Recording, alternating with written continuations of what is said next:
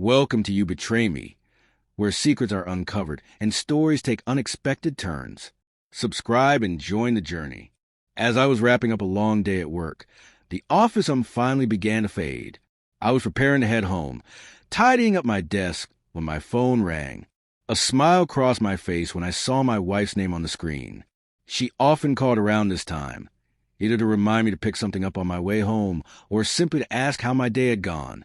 I answered, my voice warm, but something in her tone immediately put me on edge.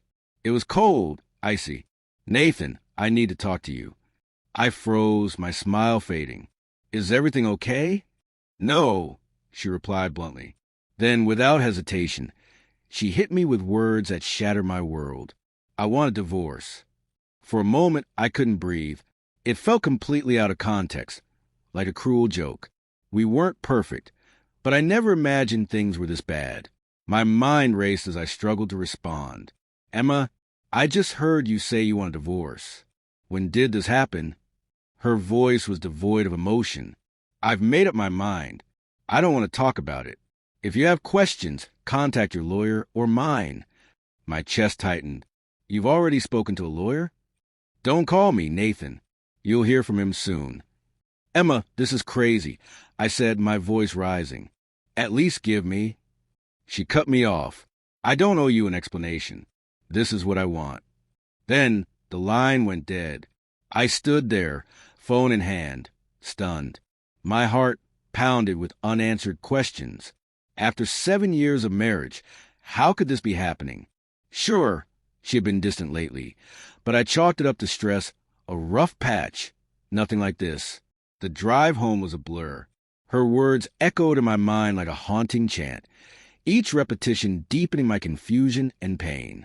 By the time I pulled into the driveway, the emptiness hit me like a physical blow. The house was eerily silent. I wandered through the rooms, searching for a clue, something, anything, that explained what had gone so terribly wrong. But everything was in its place, neat and organized as if nothing had happened. I sat at the kitchen table, staring at the empty chair across from me, the one where we used to share meals and talk about our day. Now, it was just a hollow reminder of what I had lost. That night, I lay in bed, replaying every conversation, every moment from the past year. Had I missed a sign? By morning, exhaustion settled in, but one thing was clear. I wasn't going to let this go without answers. If Emma wouldn't explain, I would find out for myself. The following days were a haze of shock and frustration. Her sudden declaration made it impossible to focus on anything. Then an email arrived. It was from her lawyer, Henry Clark, outlining the divorce process. A gut punch. Emma had been planning this. She had been moving pieces on a chessboard, and I hadn't even known I was a player. 2 days later, I sat in Henry's office. The receptionist greeted me with a practiced smile, but inside, I was a mess. Henry, an older man with a polished demeanor, led me to a conference room. As I sat down, I caught a flicker of unease in his expression, quickly masked by professionalism. "I'm here to make this process as smooth as possible," he said, his tone measured. I leaned forward. "I appreciate that, Mr. Clark, but I'm not here to talk logistics. I want to know why Emma is doing this." He hesitated, shuffling his papers.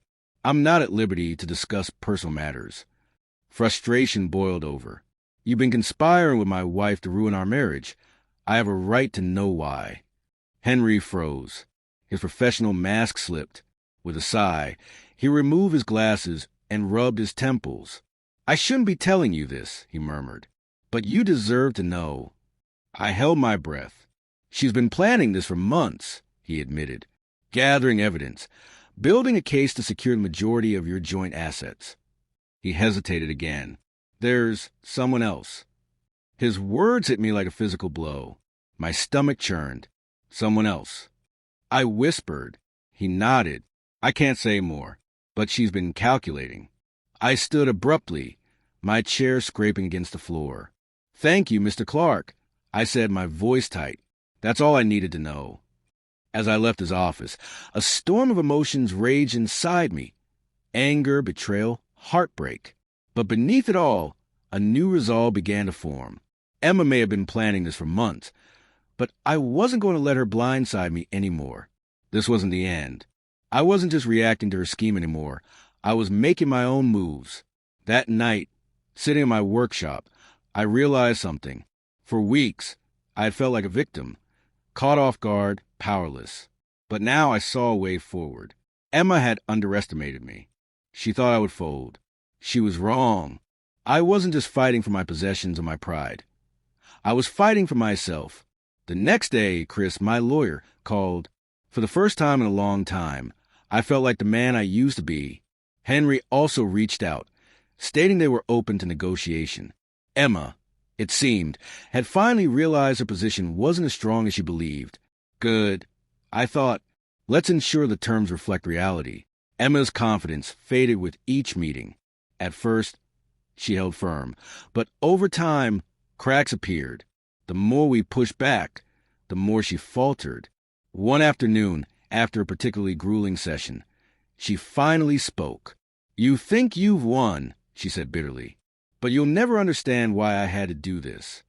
I met her gaze, unreadable. "Perhaps I won't, Emma," I replied, "but that doesn't justify anything." Her eyes flared with anger, but she said nothing more, and for the first time I felt a sense of finality. Her words no longer wounded me.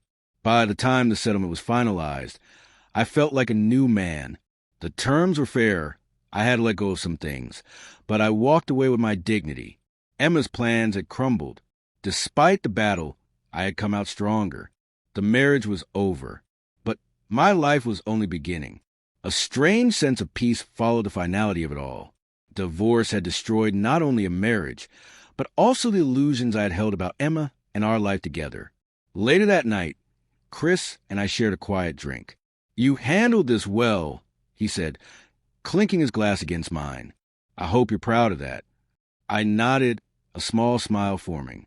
"I am," and for the first time, I truly meant it.